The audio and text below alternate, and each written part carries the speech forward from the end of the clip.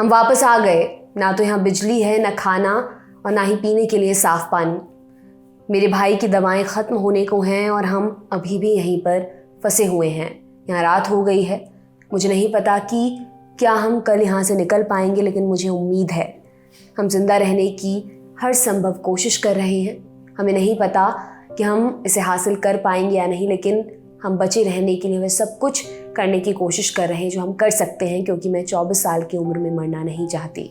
यह आप बीती है गाज़ा में रहने वाली 24 वर्षीय तला अबू नहले की, जो अपने परिवार के साथ इस उम्मीद से बुधवार को रफा क्रॉसिंग पहुंची थी कि शायद उनके परिवार को भी बॉर्डर क्रॉस करने का मौका मिल जाए।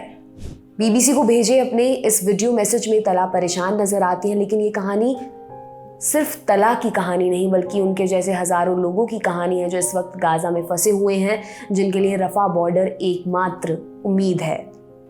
रफा बॉर्डर मिस्र और गाज़ा पट्टी के बीच का क्रॉसिंग पॉइंट, जिसके जरिए गाज़ा से मिस्र और मिस्र से गाज़ा आसानी से आया जाया जा सकता है।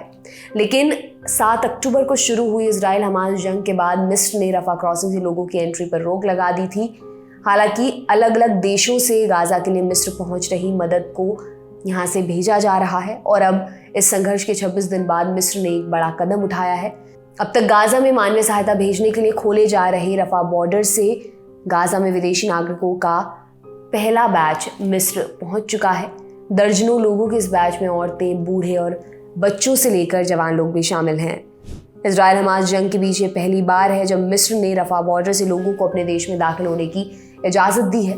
गाज़ा में फंसे लोगों के लिए रफा बॉर्डर बमबारी, भुखमरी, पानी बिजली की किल्लत से बचकर निकलने का एकमात्र जरिया है, लेकिन ये रास्ता सभी के लिए खुला नहीं है। आज तक की रिपोर्ट के मुताबिक रफा बॉर्डर को खोलने के लिए किए गए समझौते में कतर ने अमेरिका के साथ कोऑर्डिनेट कर मिस्र, इजराइल और हमास के बीच मध्यस्थता की है। इस समझौते के कारण ही गाज़ा से सीमित लोगों को निकालने की अनुमति दी गई है। सूत्रों ने दावा किया है कि इस समझौते के तहत सिर्फ विदेशी पासपोर्ट धारकों और गंभीर रूप से घायल लोगों को ही बॉर्डर क्रॉस करने की इजाज़त दी जाएगी। हालांकि कितने लोगों को निकाला जाएगा और ये कब तक जारी रहेगा, इस बारे में कुछ भी नहीं बताया गया। बीबीसी की रिपोर्ट कहती है, रफा क्रॉसिंग के खुलने की सूचना पाते ही तमाम विदेशी पासपोर्ट धारक यहाँ पहुंचे। इनमें से एक थी तला अबू नहले, जिनकी मां जॉर्डन की नागरिक हैं।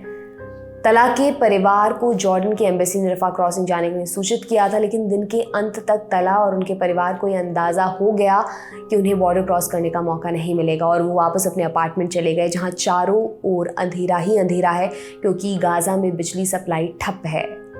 तला के परिवार की तरह मोना, जो कि शादी के बाद एक ऑस्ट्रेलियाई नागरिक हैं, रफा क्रॉसिंग पहुंची थी, लेकिन वो वहाँ अकेली ही आई थी, इसलिए उन्हें गाज़ा में फंसे अपने परिवार की चिंता सता रही थी।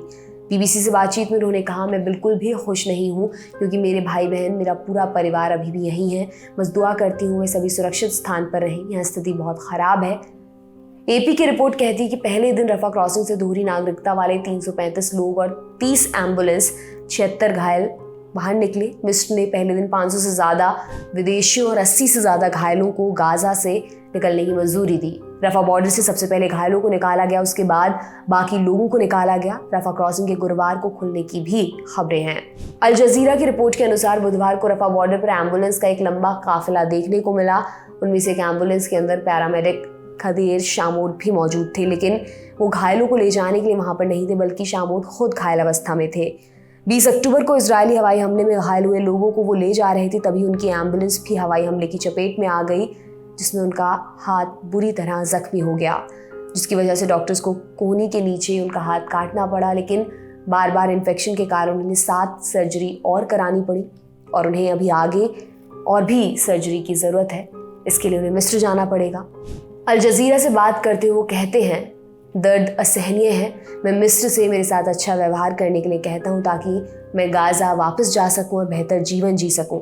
मुझे उम्मीद है मेरा एक आखिरी ऑपरेशन होगा। मैं बस यही चाहता हूँ कि मैं अपने परिवार, अपने 2 साल के बेटे और नन्ही बेटी के पास सुरक्षित और स्वस्थ लौट सकूँ। अल जजीरा की रिपोर्ट में बताया गया है कि गाज़ा के स्वास्थ्य मंत्रालय के अनुसार इजरायली हवाई हमलों में अब तक 8,796 फिलिस्तीनी मारे गए हैं, जिनमें 3,648 बच्चे शामिल हैं और 22,000 लोग घायल हुए हैं। गाज़ा के अस्पताल हताहतों की भारी संख्या से भरे पड़े हैं। वहीं मिस्र के उत्तरी सिनाई के गवर्नर मेजर जनरल मोहम्मद शशा ने कहा कि उनके क्षेत्र के अस्पतालों में गाजा पट्टी के मरीजों के लिए 300 बेड्स उपलब्ध हैं और मिस्र की एक मेडिकल टीम मरीजों को अस्पताल में भेजने से पहले उनका मूल्यांकन करेगी। मिस्र ने रफा से 15 किलोमीटर दूर शेख जुवैद में 500 बिस्तरों वाला एक फील्ड अस्पताल भी तैयार किया और कुछ सबसे गंभीर मामलों को सिनाई क्षेत्र के अस्पतालों में या इस्माइलिया शहर भेजने की योजना बनाई है।